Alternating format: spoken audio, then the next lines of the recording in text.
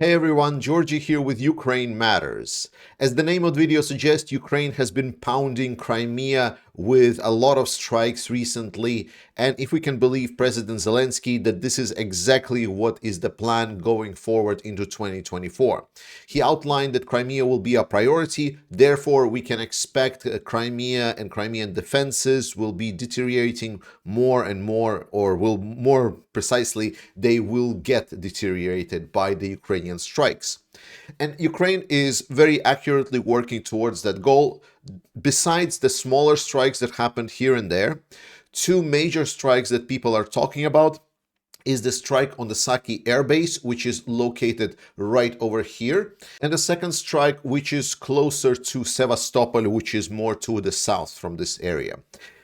These two strikes, one was against the airbase, and the first idea was that potentially some planes and airframes have been struck on that airfield. However, later Ukrainian forces came out with statements that it was not the airfield specifically in this case. What was struck right now was the hangars for the ammunition to the airplanes and radar installations that were located near this airfield. So Ukraine is trying to degrade the anti-air systems around the Crimean Peninsula. And then the second strike is the one that we need to touch a little bit more on. It's a strike that has become kind of notorious because that's exactly the strike where one major Russian high-ranking officer was killed. This story, unfortunately, started living its own life on the media, and it became absolutely wild.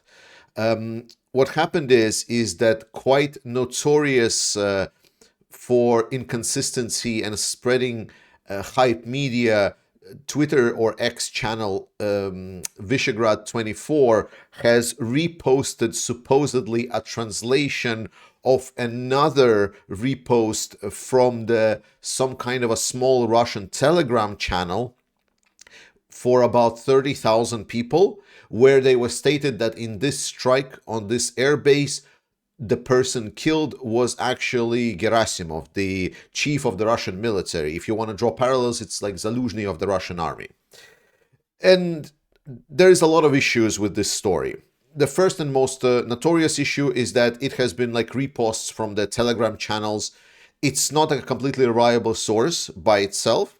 But then the more important thing is that when people started actually looking into that story, into that primary source, that Russian small Telegram channels for 30,000 people, then they actually found no historic logs and no traces of that post ever existing. So what turned out to be is that the other Telegram channel that was later quoted by the Visegrad 24 just made that story up. It never happened. It was never posted. It's a fake, absolutely fake message, absolutely fake screenshot, and the story has absolutely no grounds to stand on. We do have the confirmations that it was a strike. It was a strike on command point, and supposedly high-ranking officer was indeed killed in this strike, but I can almost guarantee you it was most surely not Gerasimov. The story is a dead end. It's a hoax. Don't run with this. Don't spread it. Just move on. Then continuing kind of debunking topic about what is the things that are being discussed in the media and general space. A big discussion appeared in the media that supposedly Russia is about to start another attack towards the city of Kharkiv, that they will, I believe it was on the 15th or the 16th of January, they will cross the borders with Ukraine and they will move towards Kharkiv to take the city and open a new front line for Ukraine. That story is garbage because right now in the whole Belgorod region is being constantly monitored. So all of this, all of the Belgorod region that I'm highlighting right now, there is about 11,000 and a half total troops here in this area. This, in a large part, includes the conscripts, the young men that are being not mobilized, but conscripted every year, twice per year for Russia, that are doing some kind of logistics duties. They're serving in a backlines. They're not serving on the territory of Ukraine. So These forces are not stormtroopers. These forces are not some kind of elite secret army that Russia has. No, it's the border guards, it's the people that are doing the back, like the logistics in the behind of the army. It's the people that help maybe control and monitors the situation around Ukraine, maybe around the northern part of Ukraine. That's all they're doing. To give you a perspective, right now in this small area of Avdiivka, where the attack is ongoing by the Russians, there is somewhere around 40,000 in total troops that are engaged. Potentially it can be 40,000 plus because there are certain rotations depending when and where Russia is using the forces, but at least 40,000 troops that are engaged. But here we're talking about this whole region containing only around 11,500. That is the first thing. Second thing, border of Ukraine is not some non-existent thing. Ukrainians have been working extremely hard, specifically Ukrainians that live right next to Russia. For example, in a city of Kharkiv, Ukrainians know that it's quite a short distance from the Russian front line. So if Russia would want to go for Kharkiv, then technically they have certain advantages. They have the logistics advantages because they have two major cities. They have the railway that can go and help them out. So they have certain advantages, but they have not been executing this. But Ukrainians knew that, and they have been preparing for potential of this outcome. So they have been making layered and layered and layered and layered defenses all across pretty much this whole northern region of Kharkiv. I cannot tell you the details, but just trust me, bro, on this one.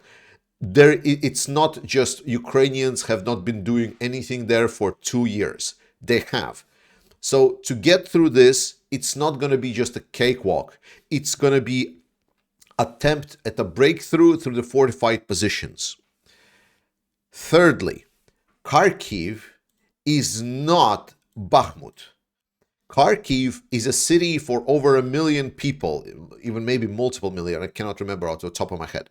But it's a huge city. At the start of the war, Russia entered and tried to encircle Kharkiv. They were able, with their initial force, with this whole wave of trucks and vehicles and everything else, they came and they tried to encircle Kharkiv, and they never succeeded. And we're talking just about encirclement. We're talking about when the encirclement is completed, then that encirclement still needs to go through the city itself, which is another task in its own right. And finally, Russia right now, as we are speaking, they started kind of new advances. They are attacking again actively in the northern area. They're attacking in an area of Avdiivka. They're attacking around Bakhmut. And there is also activity around Robotine. There is like 4 directions that Russia is already engaging. We know why they're doing it. It's not because they have the resources. It's because right now there is a lull in supplies for Ukraine. So they're trying to abuse Ukrainian lack of resources to see what they can achieve. That's a kind of logical way of doing it.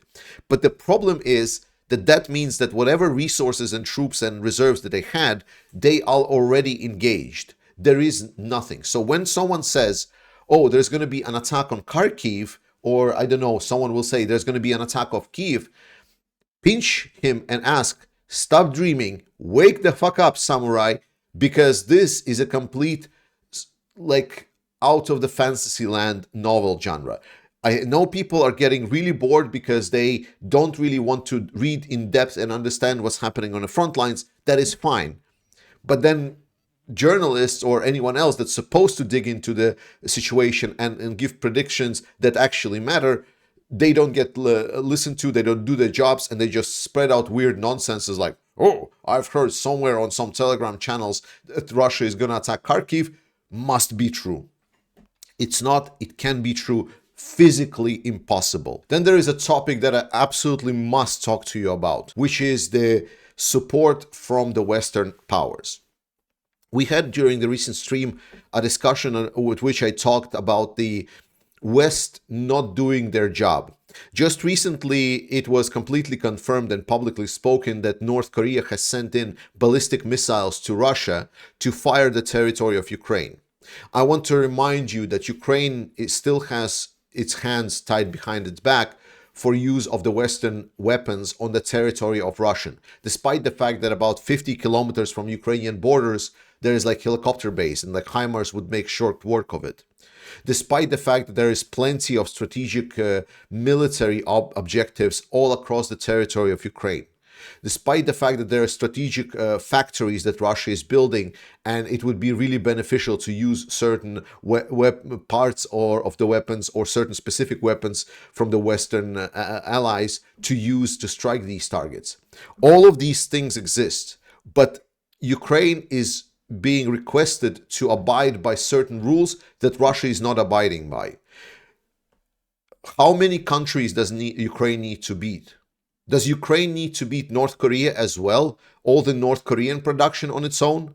Does Ukraine need to beat Iran and Iranian production on its own? Why is Ukraine required to do all of that with us in the Western world not responding to it very, very coherently? What we need to see is that this paints a whole picture to be dreadful for the Western powers, NATO specifically.